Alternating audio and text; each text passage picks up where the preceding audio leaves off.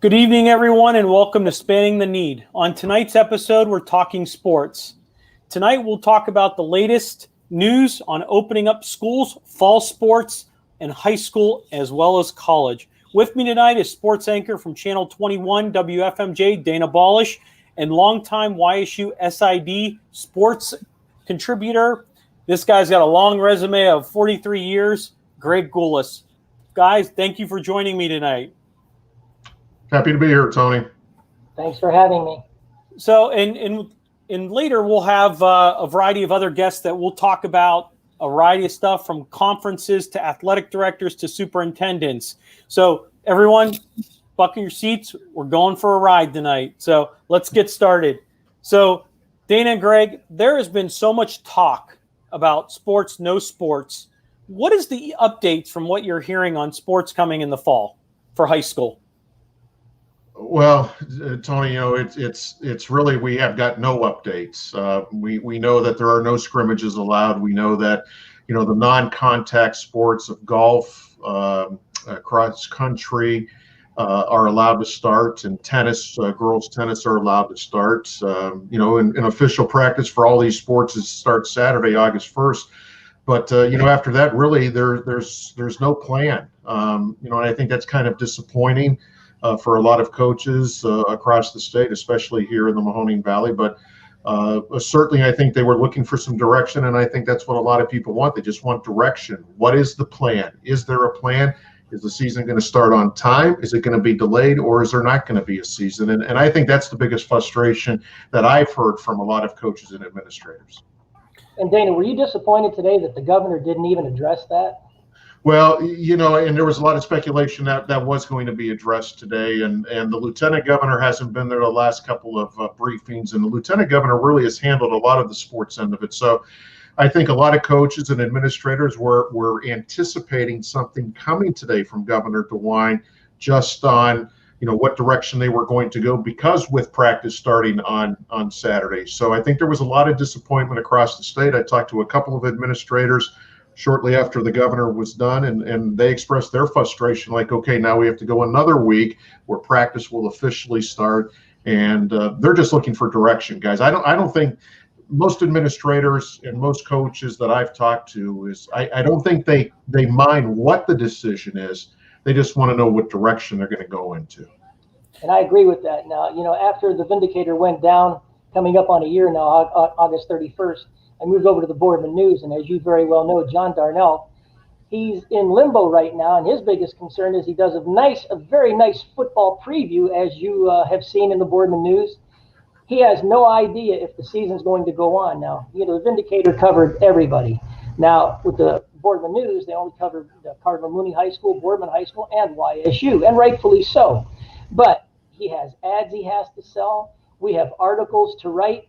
Have no idea if in fact it's going to happen. So what angle do you attack? You really don't know. Well, and I think we look at what the communication was from the OHSA just a few days ago that canceled all scrimmages basically for specific sports, any contact sports, including football. So that puts almost a temptation of, if we're not going to be able to scrimmage, how are we going to be able to play our games in the future? That's a good point.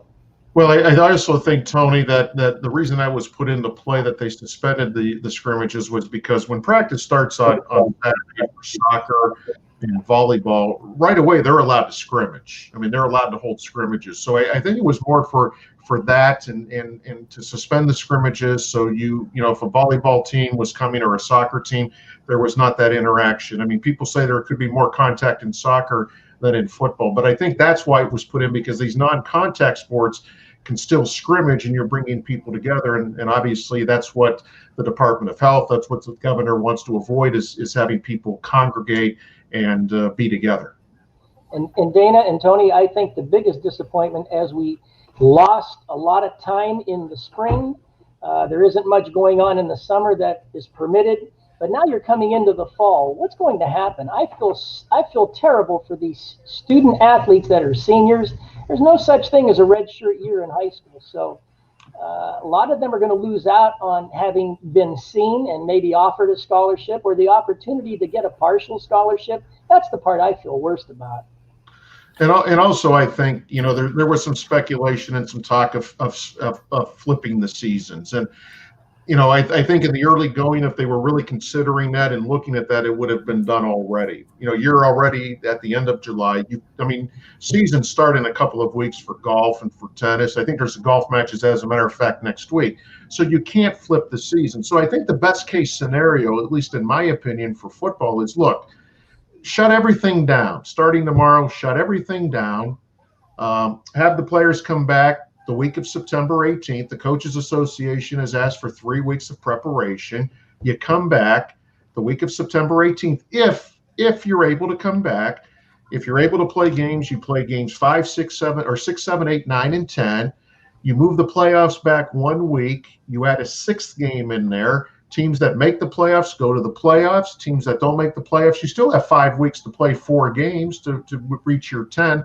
That way it gives the kids a chance. But the way we're going now with the Ohio High School Athletic Association, and I don't know how much say they have in the matter. This all rests on the governor and the Department of Health. But I think what they need to do is just say, okay, this is what we're going to do, and we're going to stick with it. And we're going to give these kids an opportunity. Not to say it's a definitive opportunity, but at least it's a chance. And I think if they come out with a plan like that, then I would think, okay, you know what? They have an opportunity. And don't think that the big wigs aren't looking at Major League Baseball right now. The Marlins, what's happening there, who's testing positive, who's out of the bubble, who's in the bubble with the NBA. This is something, and I'm talking about everybody in all 50 states. Well, and I talked to several people from actually the NBA. They just came out with an announcement that no one has tested positive right now, which that's pretty good when you can find them all in the one area and you control it. But with Major League Baseball, you're going from park to park, and especially you think the Yankees want to go to that visiting locker room that the Marlins were in. So, and to get back to your point about moving the season around a little bit, delaying it. In the past, I talked briefly with some past athletic directors and some coaches that one of the plans was to move football to the spring, which it sounds all good, but then what do you do about fall of the following year? What do you do about you can't put a student athlete, they're not fully grown, they're not fully weightlifting and everything, to go right back into football again over the summer. Well, I'd like to get John Mang's take on that, because he's the assigner. He is also a league commissioner. And Dana, as you and I have talked over the past couple of weeks when all this was unraveling, you move it to the spring, guess what? Your playoffs will be done end of June, early July. Now you're going to move into the next season that's in the fall. And I think the bigger question is, and again, everyone has good ideas. There's ideas tossed around, but you got to think this thing all the way through, and the transition back to the spring. The other question is, if you have an athlete who's already verbally committed to a university, the early signing period is in December. So if that student athlete signs, and is that school going to want him to play high school football? Will he want to play high school football? Some of these student athletes sign, they graduate early, they're at the college, in January. So I just think there were too many unanswered questions when it came to flipping the seasons. And again, when this came out and when this thing started back in March, if they were going to do it, I felt it had to be done early enough to plan. The baseball people, the softball people probably weren't going to be too happy if you swapped the seasons, because again, those athletes lost the spring, and now you're asking them to possibly sacrifice, the fall if they would move it. So I think the Ohio High School Athletic Association did a great job of deciding not to flip it, and I hope that would stay the case if not to flip it. I can't see how they could flip it now. And because, the baseball and softball lost the spring, and the way things are going, they probably would lose, the fall as well. Now, with that being said, baseball and softball can be played now under the restrictions, but let's face it, I've gone to past, facilities and so on and so forth, and no one is socially distancing, at places that I've seen. And so it's tough. It's a tough situation. I wouldn't want to make the decision. And what do you think, Dana, you've been around a long time, Greg, as well. You want to play sports. Student athletes love what they do. You talk about no scrimmages, no contact. Well, they're going to be practicing. So they're going to be around their own players, hopefully being tested, hopefully being confined. What are some of the challenges to bring those sports to be competitive in contact? Well, I think you said it, Tony, where it's going to come to testing. And if student athletes are required to be tested, as they are now under the current rules, guidelines, protocols, whatever you want to say it, who's going to pay for these tests? Schools can't afford to pay for these tests. You know, football is a big revenue sport for a lot of schools for all their sports. So if fans are limited, or if there's no fans at all, it's very hard for schools to, you know, play games, to bring in revenue, but you're going to be paying out. You're going to be paying your game day operations. You're going to be paying your officials. You're going to be paying your timekeeper and announcer and all that. So I think there's a lot of questions that administrators can't answer because they don't have that direction. They don't have that plan. And I think we've talked briefly, and I talked to a lot of people. Is they just want a direction, and I think that's what's making a lot of administrators, athletic directors, like going crazy right now because they want answers. How you tell me what you want us to do, because you're at the pivot of the governor. Well, you've got a guest right there right now that can probably help answer some of the stuff about scrimmages and that. Exactly. Let's bring him on. John. Good evening to you. We have John Mang. He's the commissioner, assigner of the Mahoning Valley Athletic Conference. John, thanks for joining us tonight. Well, I appreciate you having me, and it's becoming common have to talk to everybody online anymore. It seems like it's a special treat when you do go face to face with people with sports, as far as like Mahoning Valley Athletic Conference. I know we've had a number of Zoom meetings, and the state has Zoom meetings, and the assigners had Northeast Ohio assigners. We've had meetings, but there's nothing like face to face. But this is the best we can do. But the biggest thing the one thing I've said at every meeting that I attend online is, when you have more questions than answers, you have issues, and that's exactly where we stand right now. Well put. We just don't have enough answers, and we're at the mercy of our governor and our OSSA staff, who, you know, for all the hits they take and everything, they're doing the best they can, and they're doing what's best for our student athletes. And I just hope that that stays in their minds when any of these decisions are made in the next week or two with our fall sports, because these kids and coaches have put so much time and effort into trying to get ready for the fall. And if there's a way possible, I'm sure a safe way, that I think in Ohio we may have some sports. I don't know if it'll be a full schedule, but we'll have a schedule. You know, I'm trying to be optimistic. Well, and I think that brings up a good point. You're a commissioner of a high school league, but you're also an assigner. So I can only imagine what that looks like when it comes to either switching up schedules or even looking at potential games and contests over the next 6 months. How has the league been handling everything going on? What are some preparations that you guys have been put in, some of the talks that you've been looking at? Well, as far as right now, everybody is geared to start this fall. I don't know, Greg, if you're talking about changing the seasons. That would have to come down the road. But I think we all learned a lesson this past spring with high school baseball and softball and the other spring sports. We try to be proactive, and I know I moved schedules from March until the 1st of May. I think we're going to have an extended season. If you remember, they were talking about letting us go into June, and then everything was canceled. So I think right now it's more of a wait-and-see attitude. And nobody said that we're not going to play other than the fall, but very little discussion, I know, in our league about what if we do play in the fall, because we'll get it done somehow. And, you know, one thing about sports, you put enough good heads together and you'll come up with a pretty good answer. But right now we're hoping to play this fall. There's just a lot of preparation that there's some gray areas on how to handle it. There's been a lot of guidelines that came down from this OHSA and from the governor's office, but there's still a lot of things out there as a league, which, matter of fact, next week I have Kevin O'Donnell, who's the superintendent McDonald. He's our league administrator for this coming 2021 season. He picked a good year to have it, but we're going to, yeah, I hope he's listening. I try to put a plug in for him, but the big thing is the things where the general public and you don't think about, like, what if, I give you some examples. What if we do not allow our bands or our cheerleaders to go on the road for road games, their away games?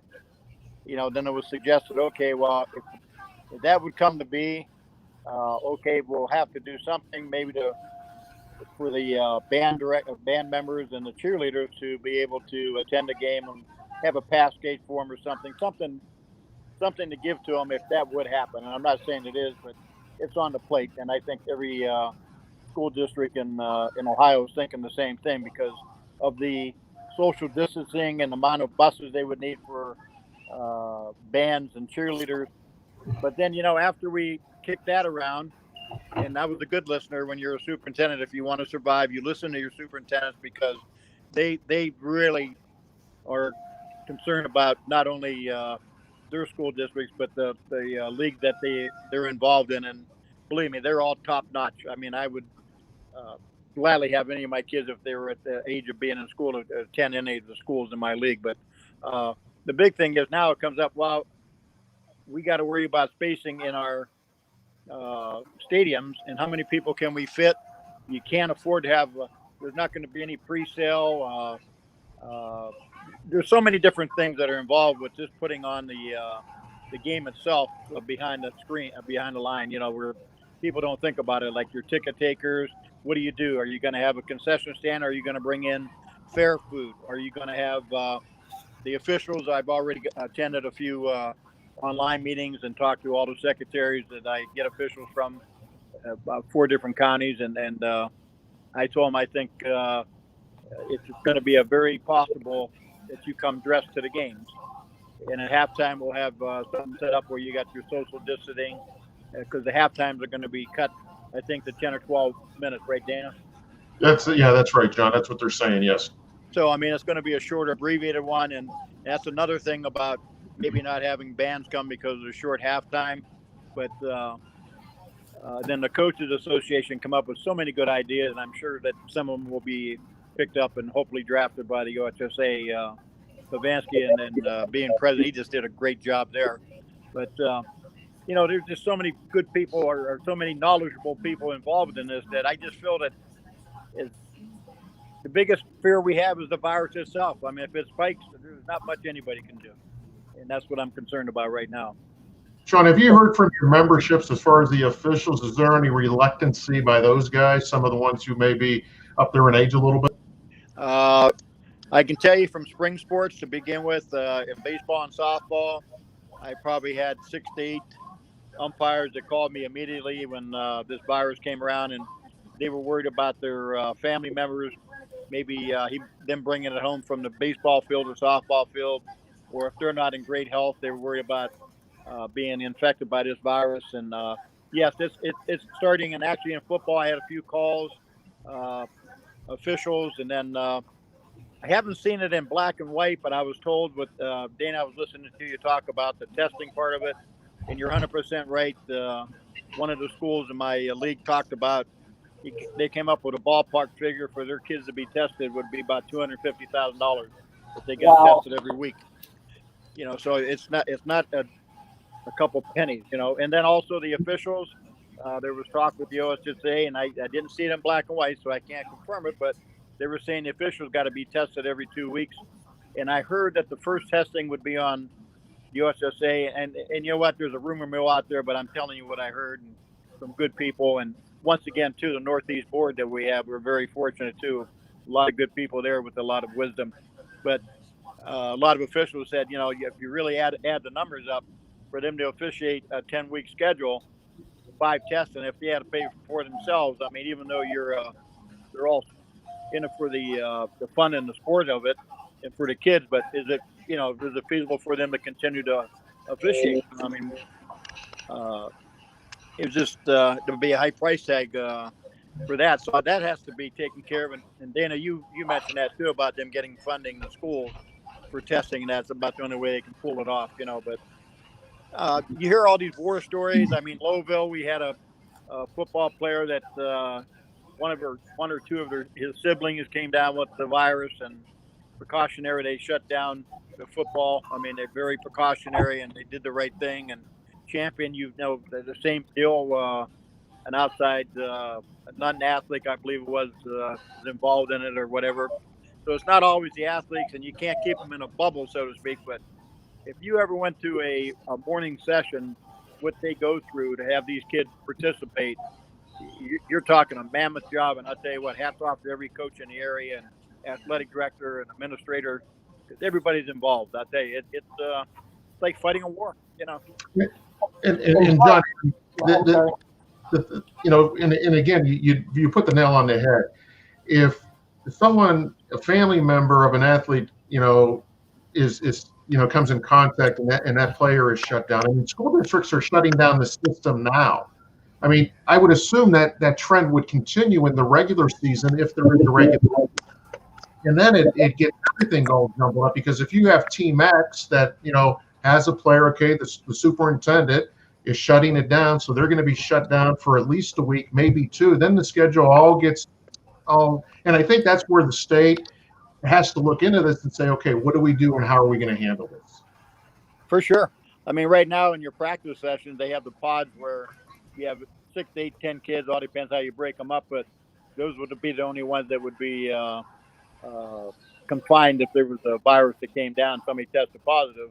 But when you got the whole team together playing another team, I mean, we saw it in Major League Baseball, what they do. They shut down for a week, But what I'm saying is there's a lot behind it, more than just the virus itself. But like when you get involved with members of a family and you have student athletes playing, every school is, so to speak, they're responsible to do the best they can with all the guidelines that come down. And if somebody is positive, or a family member, like you said, or a friend or somebody involved, I mean, it would be, I mean, there's no way in the world that you can just duck it and put it underneath behind a door or something. You have to turn it in, and you have to acknowledge it. And every school district I know, they're all proactive, and the last thing they want to see is an epidemic come, or one game or something, a bunch of people come down infected and that. But there's a lot of things they're doing, and as far as the playing field, and Dana, you're aware of it.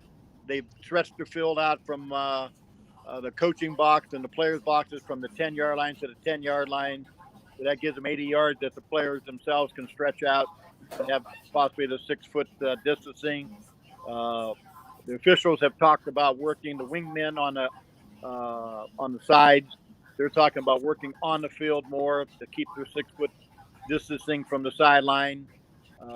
Right now, as far as I know, the fall sports that I'm involved with, the football officials, it's optional if you want to wear a mask.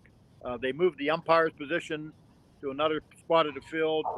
Football itself will not be touched by the officials. It will be taken back to the huddles with the center, like it was done 100 years ago when I was young. But and they bring it out, and there will be a beanbag out there. Greg Gulas remembers all this. To spot the ball, and then they'll center it. They have a way of sanitizing the ball. I was asking the athletic directors in my league, and they told me that there's a sanitizer they spray onto the ball, and it disinfects it pretty quick and all that. But it's just a lot of work and a lot of monies and energy and everything else just to try to get one game in. And the thing that I just pray and I hope, I know that the governor just shut down the scrimmages, but I just hope if they're going to let us play, to have at least one scrimmage just to go through the motions and see like a dry run. You know what I'm saying? And John, you hit on something earlier. What about administrators? Okay, the most important thing when Dana and I show up for a game, we need a program. We need names. We need a roster. And, they have to go out and sell those program ads. That's how they make some money for their booster club. I mean, that's all on hold right now. And I think Stacie Cepin, who's just signing in right now as an athletic director, she can address that and tell you how important it is to have a program with ads, to make money, team photographs in there. But again, the most important thing I want to be able to spell their names right. Dana wants to be able to say their names right on the air. For sure. I know that we'll get them to you, but I mean, there is a factor of trying to generate money for your programs. And I'm sure there'll be saying, and there's another thing I'd like to bring to your attention that's been brought up in our league and every league, I'm sure, in the area, but you have your press boxes are a limited space. How many coaches you going to let up there? How many people because of spacing? I mean, everything has to be by state guidelines, and those things are all being thought through right now. You know, I mean, don't take anything for granted. I mean, everything has changed. Hey, John. I think you said it the best, John, when you said there's just, you know, if there was any possibility of answers, but to some of these, there's no answers. And I think that's the right way to look at it. If there was a possibility of answers, I think there would be a possibility of starting this thing on time or playing a half a season. But I think there's too many unanswered questions. And it seems like when you ask a question, there's 4 more questions that come with that question. And you're right. What do you do with your coaches? You know, what do you do with the ball boys if it's a rainy night? I mean, you know, there's so many different things that you really don't think of, but now you got to think of those things because over the years we've taken them for granted. Excellent. I mean, that's very true. I mean, right now, I mean, they said if from talking to my athletic directors, if they do get the okay to play in that, they can use they can use the locker rooms and that, and you know, all the practices they weren't allowed to use the locker rooms for practice, and they bring their own water. And now they're talking about the players maybe coming half dressed to the games, no showers afterwards. The officials already been notified. It looks like they'll be going home dressed or bringing something where you can change real quick. But there's no boy. Yeah. So there's just a lot of and everybody's going to have to give something. You know, I mean, everybody's going to have to help out the cause, because I mean, we're there for the kids. And you know, it just breaks my heart when I watch all these great interviews with all the schools and the potential they have this year, and they're looking to banner years and to participate. I mean, it's just a shame. I mean, we went through with the spring sports, and it just hurts you inside when these kids don't have the opportunity, but they mature so quick. And fortunately, we have so many kids that are mature, but of course, safety is number one, and we're at the mercy of our governor and our OSSA. And hey, we'll all know within a few weeks, you know. Well, here's and John, you have roughly 12, 14 schools, give or take? I have 16 in the Mahoning Valley Athletic Conference, and I have some other conferences I do a signing for. So you cover a variety of territory just on the east in Ohio. And I know and I know one big thing is a lot of counties in the state of Ohio have been restricting to go out of the county. And I know there's some other, and how would that affect, say, for example, Trumbull County says, hey, you can't go out. Well, you have also teams in Mahoning County that play those teams. So have any of that been thought of or talked about? I was at a meeting where it was brought up about the governor having, I believe it was called a red zone or something, where the county more or less is shut down. That has nothing to do with sports. Okay. They can do, but you know what? The health departments or whatever in each county have their own deal. You know, I mean, and plus some schools go through the health department, some don't. Some go through the guidelines the OSSA gives them. See, there's another thing that they're working their way through to try to be on one page. You know, everybody got to be on the same page. But as far as the playing, I mean, Ashtabula counties, I believe it was with Jefferson and some of the schools up that way, Pie Valley and Grand Valley. And I was surprised to see how many teams they played down this way, but they were all canceled. Then they put them back on. If you saw that, I'm sure Dana was involved in a lot of conversation on that. Yeah, and the funny thing is, I mean, Franklin County has recommended, online classes and no sports till October 2nd. Cuyahoga County made that recommendation tonight, whether that gets approved or not. I mean, those are two of the biggest counties in Columbus and Cleveland, and I think that ripple effect is just going to start. And guys, I mean, to be quite honest, I don't see the season starting on time. I think you got to look at a partial season, maybe 5 or 6 games. I'm looking. I'm hoping they will start after September 15th, would give us our 7 games. And if you're in a league of 8 teams, that would give you your league schedule. That's just trying to be positive and maybe I don't know, wishful thinking. But I can give you an example right now. Is starting Jim Pank over at Austintown Fitch. I mean, like I said.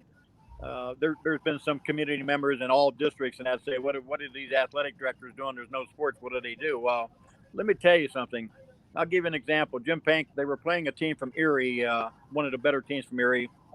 Most of them are pretty good up that way anyway, but they got a call that PA canceled the season. This has been a month or so ago.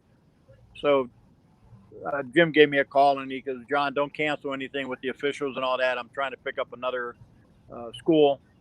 And, I busted his butt and everything. And then he called me back, and a week later or so, he goes, John, I lucked out. I got a team from West Virginia. And I said, that's great. And it was I don't recall the name of the school. Lindsley. Yeah. Lindsley. Okay. And Dana, you can tell them what happened there. Well, then what happened is West Virginia decided they're not going to start their practice till September 17th. August 17th. The first game's the 28th. Lindsley didn't think 11 days was enough to get ready for a game, so they pulled the plug on that. So Fitch is looking. Yeah. And now am I wrong when I could be wrong, but I thought I heard where PA put it back on. They're going to play.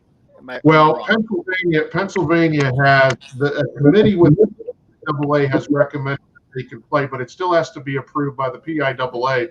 And then obviously the governor would have the final say. But I think both states are kind of in the same position. I don't see the season starting 4 weeks from tonight. Unfortunately, this is something we have no control over. For sure. Hindsight's 2020. I guess if things would have been shut down a little bit earlier, maybe we're talking about a different story now. But you got to play with the cards you're dealt with.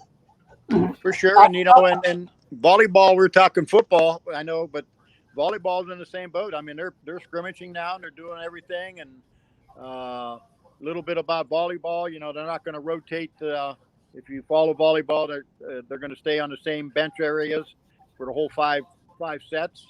The officials, it's not mandatory, but they're recommended to wear masks. But safety things there. But I don't know.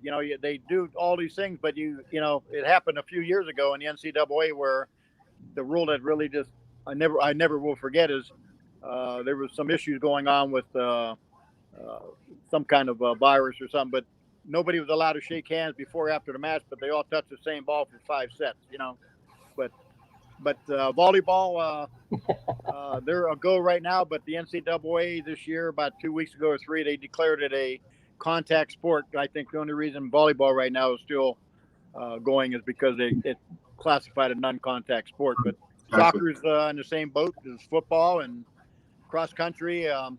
For years and years and years, they've had the same meets and everything, a great league and everything, and they had to cut it because of the social gathering for a starting line prevented them from having 20 schools or 25 schools, and it suggested they go to 3 or 4 schools now if they're going to have a cross country meet. And McDonald is really big in it, and with the Billy Goat heel they got over there for years. They've been state champs for how many years, but I know they've had meetings late as this last Tuesday or Wednesday. I called and trying to get a hold of the superintendent, and he was involved with meetings. But right now, if you're having your cross country on non-school properties, you may not be able to run it anyway. May be allowed to. Like right now, they're having some issues with the park they use in McDonald. It may be, taken care of or whatever, but they're just trying to be proactive and being safe with the public being there too and everything. So right now, I heard rumors that the cross country Dana, that they might have something out at the Trumbull Fairgrounds. They've been talking to them out there about setting up a course there, or maybe there is already one been there that I'm not aware of. But I just hope, every sport they have the opportunity to participate, to compete against each other. But the days of the 20, 25 schools or 30, I don't know how many participate at one time, but they can't do it with the starts, Yeah, this seems to be a lot going on, and just a lot of things that people don't know of what's going on behind the background. So, John, I appreciate you taking the time out of your busy schedule. I do want to do one thing here. Hold on. Don't cut me off.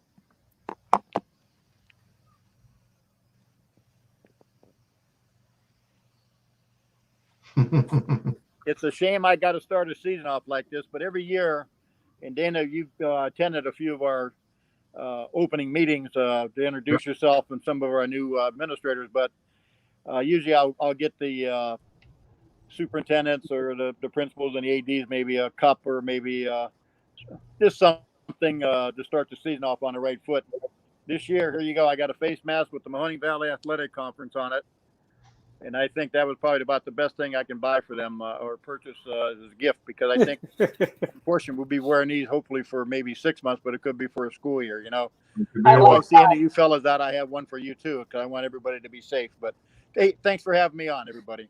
Thank you, John. I appreciate your time. Take care and be safe. Thanks, All John. right, thank you. Take care.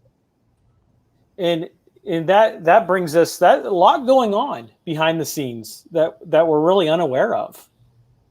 Well, and again, I just think there's just so many questions that are out there that athletic directors, assigners, superintendents, they just want direction. And not getting that direction, they just become, I'm sure they're answering questions every day from their constituents and people in their school district about what's going on. And, there's no answers. And I think there has to be some clarity. Let's find out right now. We'll bring on Stacie Cepin, the new athletic director at Campbell Memorial High School. Boy, this name sounds familiar, doesn't it? Hi, Stacie. Thanks for joining us. Hi, Tony. Thanks for having me on. I don't know. I'm following some serious legends on this show today. Go Red Devils. Take that. There, a graduate up in that corner over there. Alma Mater Tech. That's right. That's right. So you heard a little bit of what John had to say. We talked a little bit about behind the scenes of what kind of the conference was doing and some of the administrators. Tell us what you guys are doing behind the scenes that parents may ask you, or what people don't know. I mean, everything. First things first, it's safety protocols and making sure the student athletes, the coaches, everything is as safe as possible. We've been at this. It's funny. I took this job March 16th was my first day.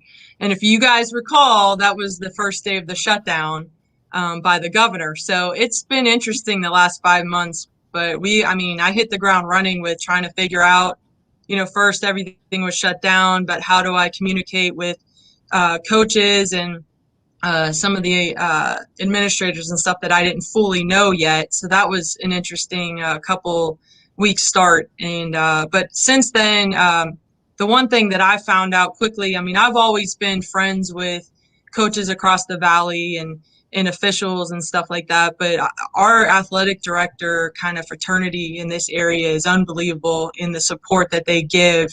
And especially in a time like this, with us going through all of that, we've really stuck together to try to, help each other in any way that we can. But it's just been a lot of planning and trying to communicate. I heard John say earlier about, everything is on a Zoom now. So, we're all, I think all of us are in-person people, and, we like to be around people, and that's why we're all involved in sports. But I think the support has been great around the area for sure. And we talk about some of the things going on, like right now, you already have certain workouts of football and just weight rooms. How are you guys handling that with cleanliness, testing, Sure. anything along those areas? Well, we have our safety protocols in place. All of our coaches are wearing masks, and our administrators that are around the building. We follow the OHSAA recommendations. They sent out early on like a symptom checklist. We have these infrared thermometers. So everybody's being checked in one at a time before the workouts. They're doing as much as they can with small group within some of the larger groups, especially like football. They're doing a great job with doing some of those things.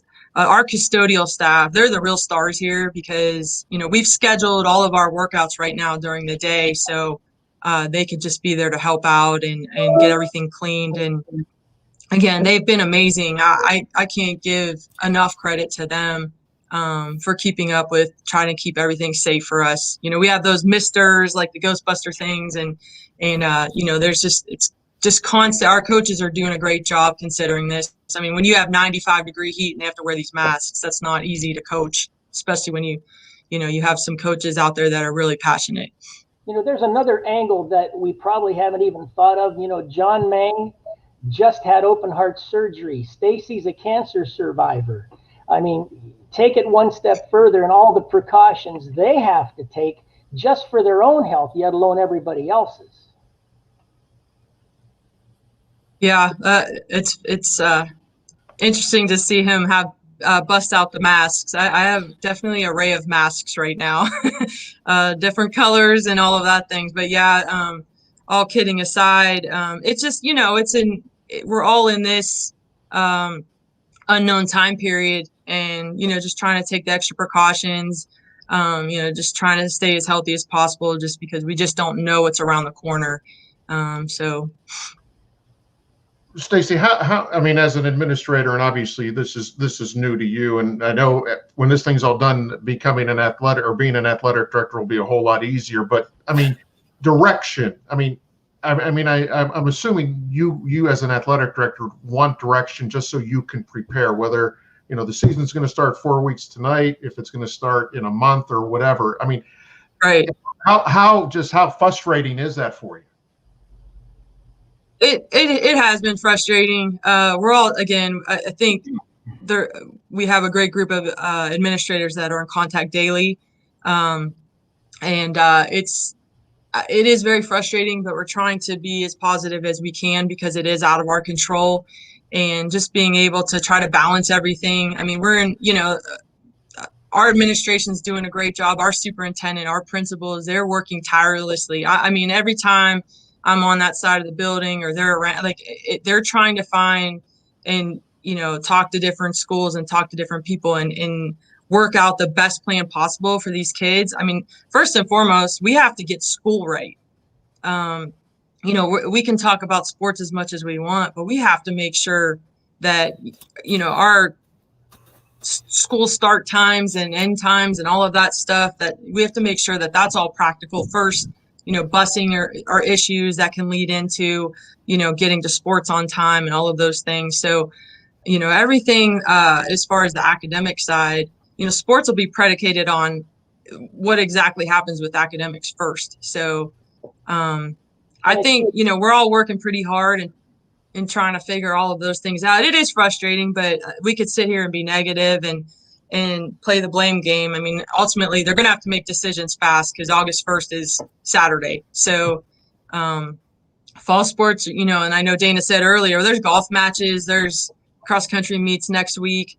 So they have to give us some kind of direction soon. It has been long enough. And the governor's, and with all due respect to the governor, I think he's done a great job, leading this. He keeps saying, well, the next several weeks will tell us, what's going to happen in the fall. Yeah. The next several weeks is already here. It's here. Yeah. Because, yeah. And the worst thing for kids is, from a football aspect, they're going to get equipment maybe, Saturday or Monday, one day early next week. And then sooner or later, like I said earlier, that rug's going to be pulled from them, that the season's not going to start on time. Yeah. It's going to be devastating for these sports. Yeah, absolutely.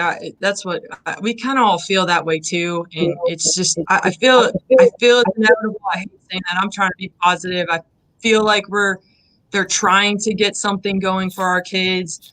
But I just, I'm realistic also about what we're seeing. You guys were talking about it earlier in the professional sports. I have lots of friends that coach in college, and all of those have been shut down or postponed. And it's just, it's inevitable. But, we're trying to come up with plans for whatever is thrown at us. It's a one day at a time thing. And I'm talking to the coaches daily, talking to our administration daily. So yeah, it's tough. I mean, trying to come up with it's the best possible with what we know. Have you had any postponing or removing of games for any of your fall sports as of yet? Not yet. There obviously the scrimmages, I think John touched on earlier, but those for the contact sports. But we do have scrimmages set up for volleyball already. Those, unless something changes in the next couple of days, those are going to take place coming up next week for us. So nothing yet. I feel bad for how much time John puts in for assigning. I mean, especially what he had to do for the spring and move all of those things, and then preparing for what's to come right now. And then if he has to move them again or postpone them, he does a lot of work for us. And it definitely, he's a superstar for sure. He delayed his surgery so he could make sure that everybody knew what they were going to do. He's amazing. I've known him a long time. He's been an awesome individual to know. So, well, you're getting a lot of props right now, Stacie, because I know he's listening and smiling at the same time. So I know you're getting a lot of props right now. So, but and Stacie, that brings up a couple things. Is when you roll into fall, everyone's talking about kids going back to school, fall sports. Have you heard that if the kids don't go back in the fall and it's all online learning, will there be fall sports? It's just, it's a weird topic. And you can see a lot of our major cities are doing that. They have already gone that route. So I don't, it's really hard to justify not, if you don't have one, then you can have the other. I don't know how you can do that. So that's a great question. I really don't have an answer for. I mean, I don't know. I go back to, I think we need to get school right first. If we had to choose, or, there was a survey that went around about what we felt. And I just feel like we need to get school right first before sports happen. But I also know our kids need sports. So it's just a tough call right now. Well, I was asked yeah.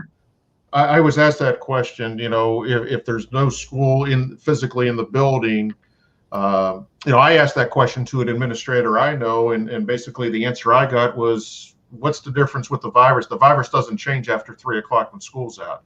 And I took that as an answer that, if it's all online, there will be no sports. And Cuyahoga County has recommended that tonight. Franklin County has recommended that. Those are two of your bigger cities. Yeah, that's something we'll really get into here shortly with one of the superintendents coming up from Struthers. So, and Stacie, I know there's a lot going on, and what I wanted to just kind of get your thought after what Dana's question was. So go ahead and answer that. Sorry. Well, he's mentioning the counties. They are, I think, because people are tired of waiting for decisions. So I know counties and their health departments have taken it upon themselves to delay or postpone or cancel or whatever it is. And it's interesting, our league that we're in, the Mahoning Valley Athletic Conference, spans across 3 counties. So, one county could be, red and one orange, one yellow example. And we're not really sure. I know some of our ADs, we were talking last week, and it's just like, do we stay within our county? What do we do? We're not really sure how to handle that. So I don't know. I'm going to throw out something hypothetically here. Okay. As an administrator, Stacie, if the decision was made to shut down everything starting tomorrow and say, okay, on September 17th, we're going to if things are okay, we're going to open up practice for all sports. Now, again, football, you probably need about 3 weeks. Soccer, probably a week. Volleyball or whatever, probably. And say, okay, October 2nd, we're going to try to play week 6, 7, 8, 9, and 10 in high school football. And from there, I think again, hindsight's 20/20, but if you shut everything down as far as sports, the bars are already going to close at 10. Maybe that's a little bit of help. So everything comes together. You shut down sports, and I talk all sports, your sandlots games, everything. Maybe that comes down a little bit, and then maybe you're ready for high school sports. I mean, would that be something that administrators you think would be in favor of? Hey, let's try to play 5 games of football, which is better than none. I think anything is better than none. Anything that we can get our kids involved is definitely better than none. I think the scrimmage thing, canceling, I think kind of helps a little bit in the right direction. But I don't think we should shut down our individual practices and workouts. I think those should continue. Obviously, kids need that structure and they need that preparation time.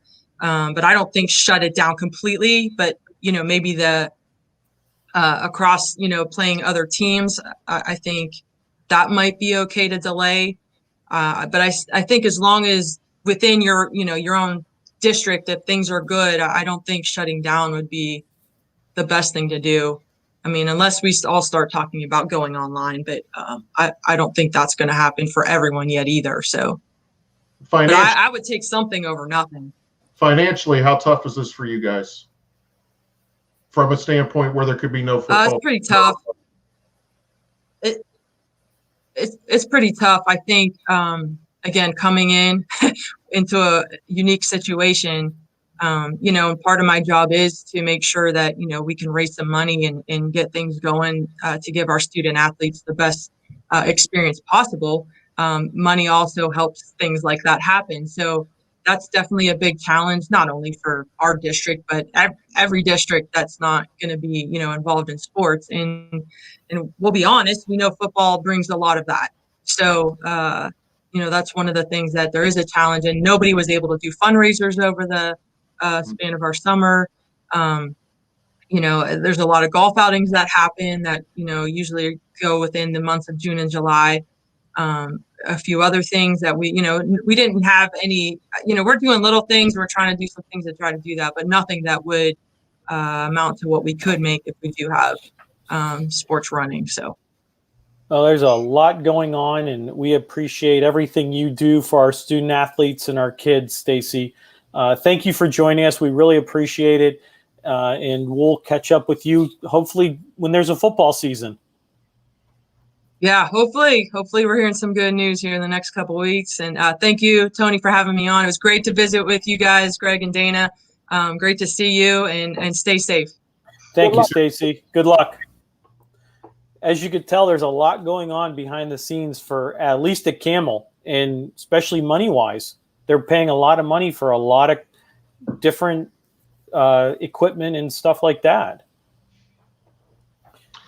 Well, and that's the bottom line. And, something we didn't even touch on. I mean, fans, if there's a season, fans are going to be limited. So, are there going to be concessions? Are there going to be, the fundraisers that you see at these games? I would think not. And I just think, again, there's just a lot of unanswered questions that administrators have to make it known. Is it worth it to, and maybe that's not the right word, but financially, you're not going to be bringing in as much revenue as you once did. So, former athletic director, you know that.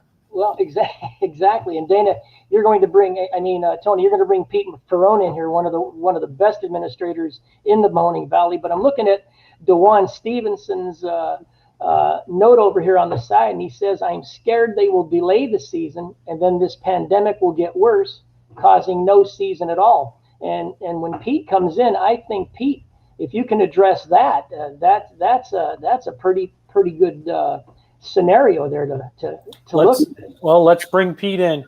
Pete Pirone, the superintendent of Struthers City Schools. Pete, thank you for joining us. Thank you for having me tonight. And Greg, let's get that Struthers Campbell game going again, huh? that would be nice. Trouble is, it's like the Michigan-Ohio State game. You own us. That's it. How you doing, Dana? We talk. You've probably heard a lot of what we've been talking about with Stacie Cepin, the athletic director, as well as John Mang. What have been some of the challenges that you guys have been? And we'll talk a little bit about the season here for sports. About what are some of the challenges that your school district is facing with this COVID about either bringing kids back or online learning? You know, I think it really comes, and a lot of people talked about it, is we need direction. You know, a lot of the parents want answers and our teachers want answers. And quite frankly, we don't have the direction. So, you know, we're trying to make decisions and move forward with limited answers, which makes it difficult, whether it's preparing for the school year, preparing for athletics. Our staffs are doing a great job. You know, as soon as we had a Zoom meeting when we knew athletics can start practicing, and our coach has picked up and have been great, taking care of a lot of those temperature checks and all of those type deals. And but until we get official direction, it's hard for us to plan. Right now we're planning for everything. And that brings up a big point is you guys probably haven't got, or maybe you've started receiving emergency funds from COVID funds to pay for specific equipment that you may need for fall. Has that helped you, or has that been hard to get funds wise?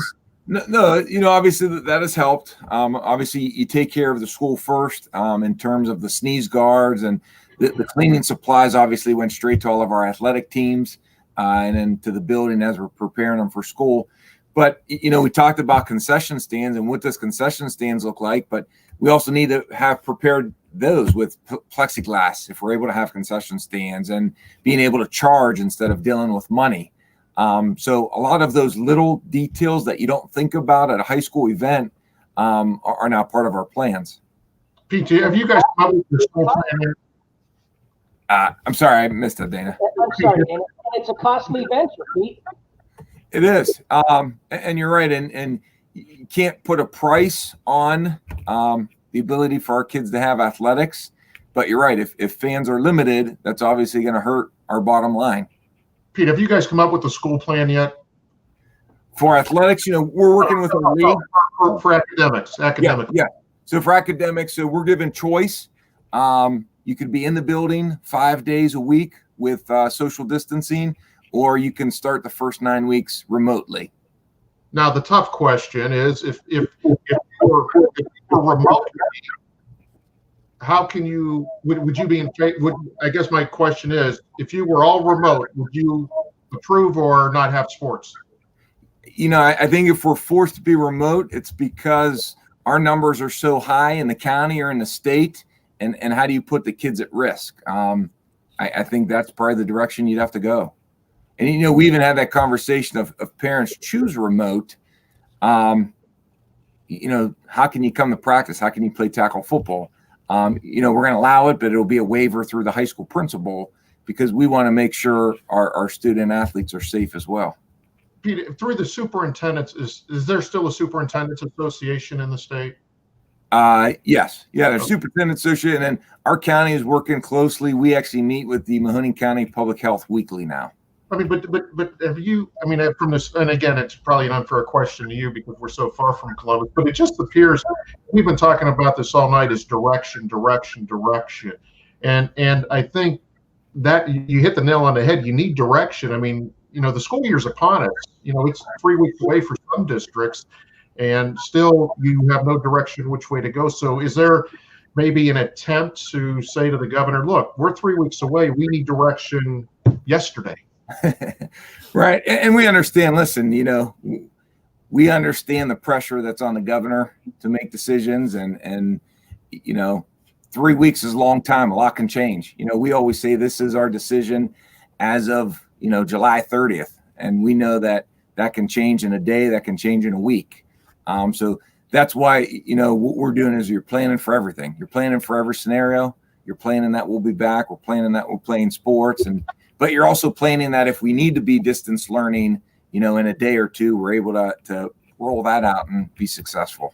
And Pete, that brings me to this question off of Dana's question. Were you disappointed the governor didn't even address athletics today? It didn't surprise me. I think we say, for us, it's immediate because we're dealing with it.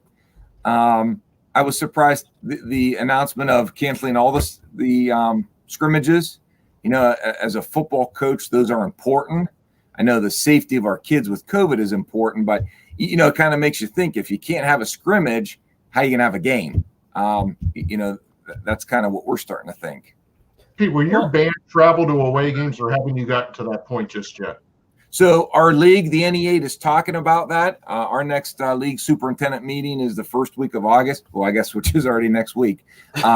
But we open up with Ashtabula, and then we go to Crestwood.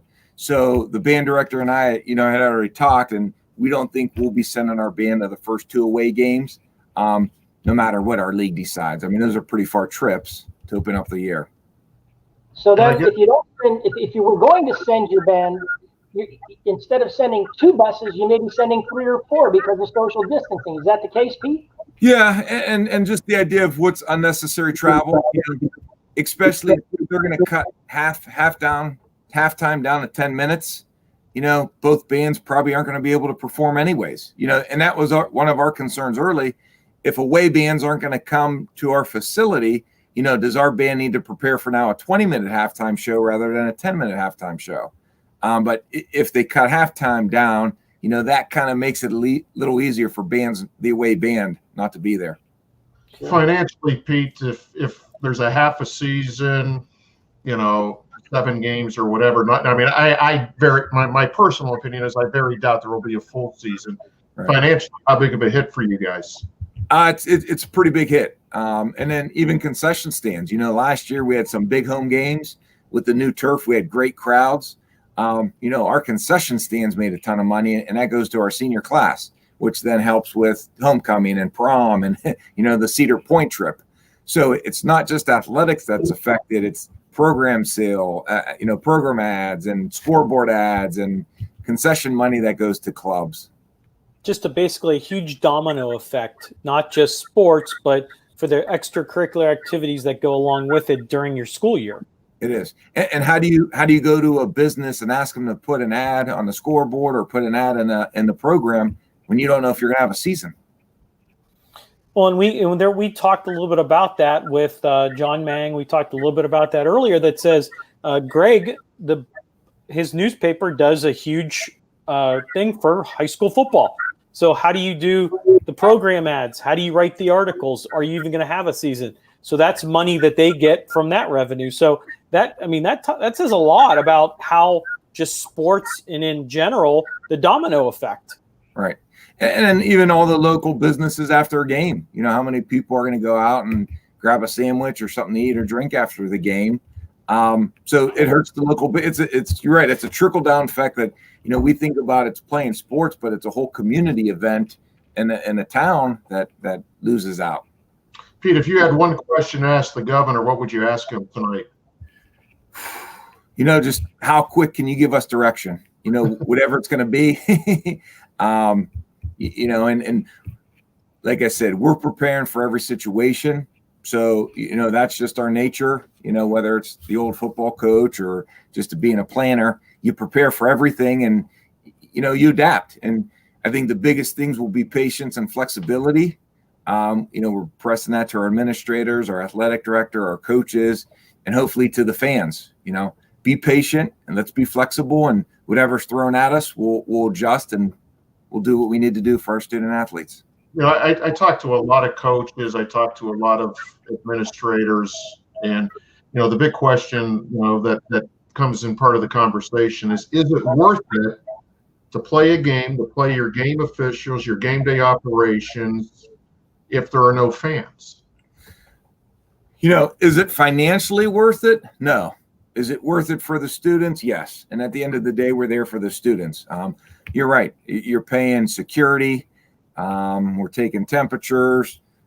You have all of that because you're still going to have to take temperatures because you're going to have administrators there. You're going to have officials there. So you're still going to have security and all that thing. So it's a cost, but it's a cost that, I'm willing to absorb if it means our student athletes get an opportunity. Well, and I think that brings up a great point is when we go into football season and all these fall sports is what about testing? How are you guys going to deal with testing, not just for your players and your coaches, but the players going back into the school? Yeah, and we did testing early in July. We had talked about potential testing. I know the CDC doesn't necessarily recommend. Obviously we don't have the funds like the NFL or the NBA or Major League. Don't you wish you did? Yeah, it'd be nice to test every day or every other day and know where our kids are at. So that's a little bit that's different in terms of high school versus maybe college or professional sports. But we're also hoping that our kids are making the right decisions. If they want to play, that they need to have some sacrifices and social distance and do the right things when they're not around high school and practice. Good point. And we talk a lot about online versus in the classroom. If those students and parents go to online, are you supplying them with technology, or they're going to have to count? They're going to have to count on what they have at home? No, so we're fortunate. We have enough Chromebooks. So next year, every student K through 12 will have their own Chromebook. We also had a grant a couple years ago where we have enough hotspots. So any kid that doesn't have internet access at home gets a free hotspot, and we're able to connect them to the internet. So we're pretty fortunate that we're advanced in terms of technology. And we wanted, Mahoning County superintendents collaborated. We wanted to give parents choice because we know it's not an easy decision to send your kids back or not at this time. Okay, back to the testing real quick. Under the current restrictions or protocols by the state of Ohio, kids have to be tested. And I would assume if a season starts that probably would continue. That could be very expensive. The schools, I would assume, can't afford that. Some of the parents, where does that cost? How do you kind of handle that? Yeah, that's a good question. I guess we go to the treasurer and beg to see what other accounts he has to help us out. Tell Dennis to go get those grants. That's it. And it gets hard because, you're hearing results now are taking 4 or 5 days. So you might get tested on a Monday or Tuesday, and that's one of the things we talked about as a league. How flexible are we with scheduling? You get a kid, you get some teammates that are shut down on a Tuesday or Wednesday, and all of a sudden now you're not playing football for 2 weeks. Is the league going to be flexible with maybe moving games around of other teams that could be quarantined as well? What's your gut tell you, Pete? What's in your crystal ball? I know, it's a hypothetical, but what do you think? I get asked all the time, so I want someone else. I agree with you. I don't see a full season happening.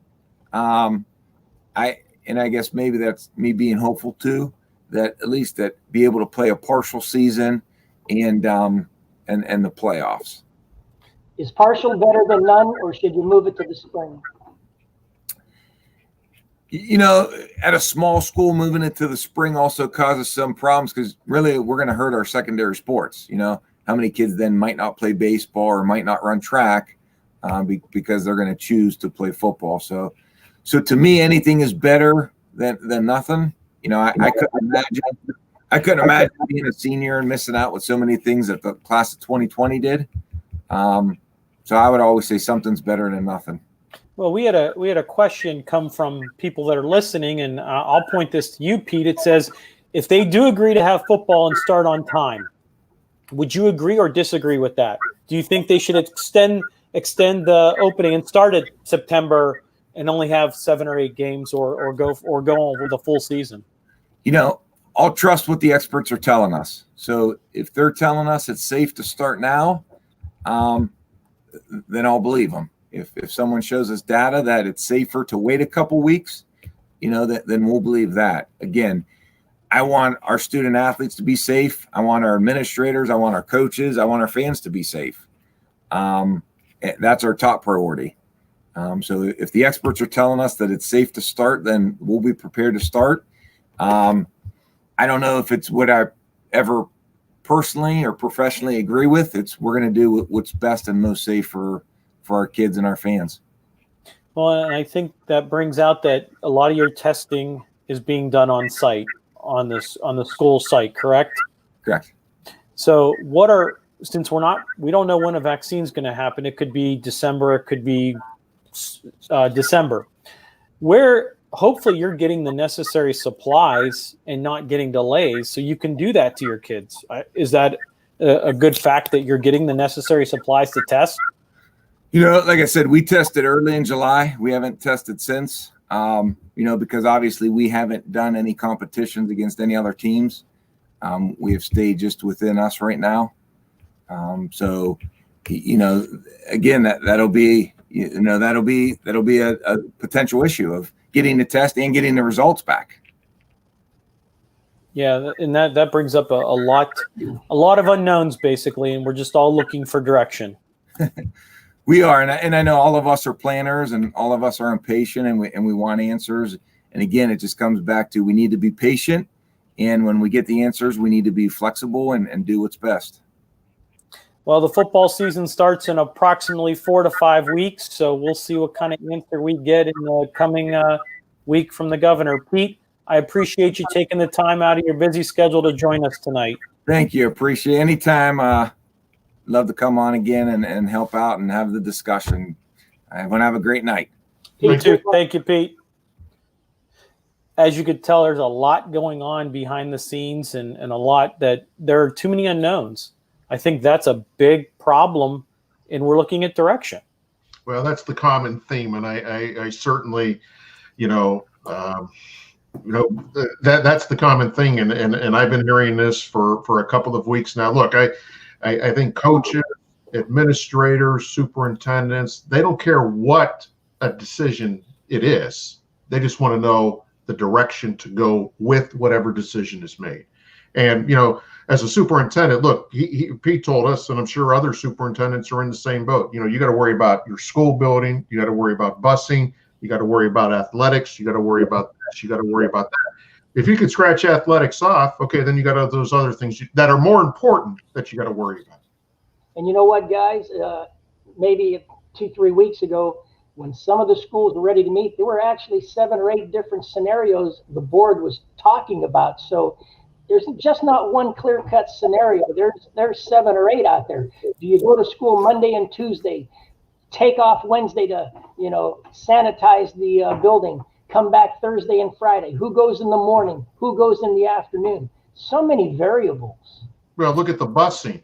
A bus may have to go into the neighborhood 2, 3, 4 different times. And again, superintendents have a lot on their plates, and I think as you could scratch these things off because they're taken care of. And athletics is a huge one. I mean, there's 350,000 athletes in the state of Ohio, and I guarantee all of them, along with thousands of coaches, are pins and needles. Sure. Well, in one poll that was taken, they did the United States. 6 states are to be determined and don't know what they're doing yet. 2 of them have moved their start time. 4 have actually moved their seasons to 2021. 9 are on delay, and 29 are actually scheduled on time as of today. Well, we know where Ohio stands. Yeah. And again, it's just, I think people know what the inevitable is. Someone just got to pull that plug of what the decision is going to be. And again, I think it will be a delayed season. I would hope for 5 or 6 games. The state's going to do everything in their power to play the playoffs, because that is a moneymaker for them. They need the finances, even though it would be limited fans. And who knows, by that time, things may change if there is a season. But, coaches, I give them credit. Administrators, I give them credit, because I'm sure they're getting questions every single day, as we are, what's going on. Well, and I think it kind of culminates to there are schools in the state of Ohio that are canceling their fall athletic schedules and activities. For example, over in Cincinnati, Middletown City Schools, and I think we mentioned earlier the Cleveland City Schools have canceled. Is that correct? Cleveland Metropolitan Schools have put everything on hold because they're online learning. Toledo will probably make that announcement sometime within the next 24 hours. Cuyahoga County is recommending that as well. I think that those dominoes have started to kind of go down now, and I think sooner or later, Tony, again, I talked to Greg about this. I mean, I think everybody was anticipating some sort of announcement today because of practice starting on Saturday, and no announcement came. And I think kids get frustrated. I think kids get a lot of hope in them that, hey, we're starting practice officially. Things look good, but they don't. They don't. And why the governor, and this isn't the Ohio High School Athletic Association. I mean, why the governor and his team, maybe he's waiting on other states to make decisions because he does talk to those states. But again, the theme of tonight has been direction, and I feel bad for these administrators because they don't have it right now when it comes to athletics. Well, and I think one big thing that maybe people don't realize is, here's an example of the domino effect. This is just in college. The Horizon League, which Youngstown State University is a member of, except football, has canceled or postponed all sports till October 1st. So you can see the domino effect. You can also see that all sports for the Ohio Athletic Conference, which is a D3 out of the Mahoning Valley, has canceled all sports till December 31st.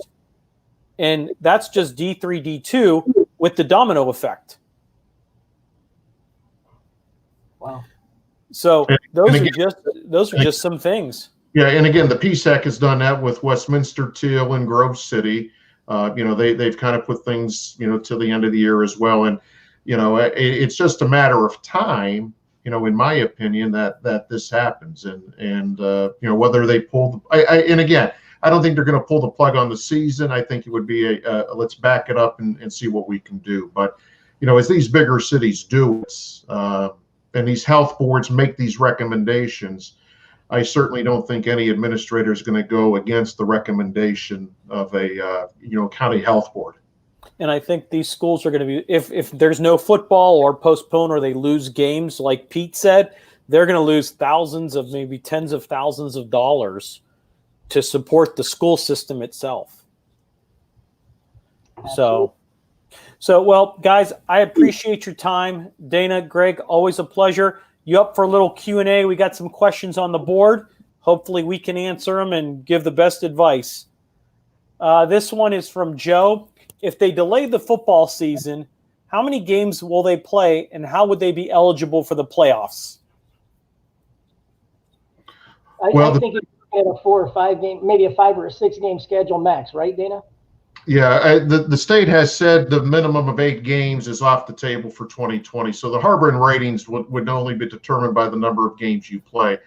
Again, I would think if you play 5 or 6 games, the top 8 teams would go to the playoffs like you was a 10-game schedule. And I think that would be the best case scenario. I don't think the state would change that at all. I just think, in normal years, you would have to play a minimum of 8 games. Well, now you could play again. And again, if you read between the lines, the state took out the 8 games. So that tells me they don't think there's going to be a full schedule. So if you play 4 games, 5, 6 games, the top 8 teams in each region would advance, would be my opinion on that.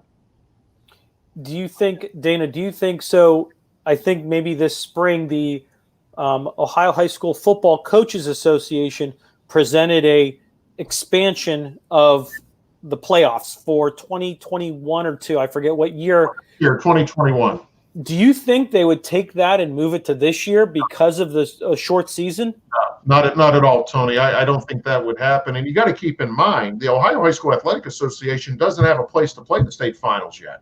I mean, obviously, it will most likely be Canton at Tom Benson Hall of Fame Stadium, but there's not a signed contract just yet.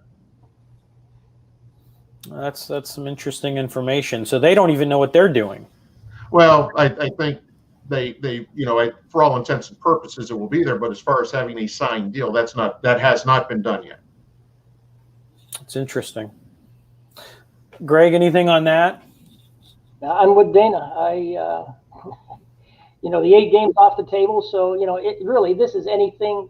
Look what's happening professionally. And look at all the new rules that they're having in football this year. So used to be 35, stay inside the 35-yard line or it's a penalty. They might as well let you go all the way down the sideline just for social distancing. And that's going to be hard. So this next question comes from Krista. Can go to any one of you guys. What would happen if a player or parent of a player and they I think what I'm getting at is if a player or parent of if they test positive, it looks like. Yeah, test positive, will they postpone a game or reschedule it? How will they handle that? That's an interesting question. That's a good question. I mean, in talking with some of the people down at Youngstown State, what if they were to fly to North Dakota State? Somebody tests positive. You have to quarantine for 14 days. Are you down for the next 2 weeks? Do you stay in North Dakota till that happens? There's so many scenarios. Dana, you and I have talked about that.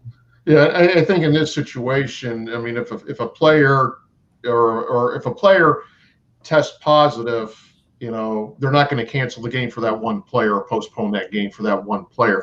If that's the way I'm reading that right. I mean, I think once the state starts a season, they're going to try to finish that season as best they can. But again, and I thought Pete and Stacie brought up a great point is, okay, if you're playing a team and that team can't play because, the team is shut down, is there another team out there? That's good to talk about. It's good to think about those things, but to really make it happen, you're talking about a whole different set of circumstances. It could be tough. I mean, again, this is uncharted territory for us, and I just think it's going to be tough if a season starts. And once you get through, let's say you go 5 or 6 games, you're into the playoffs. Okay, you're going to be down, but keep in mind the playoffs this year will be a little bit different. There's not going to be any neutral site games until the Final Four. Everything will be at a home team with the highest seed. So things are changing on that front as well. Yeah, it's just going to be interesting to see if they do have football like they do basketball or baseball. Will there be fans?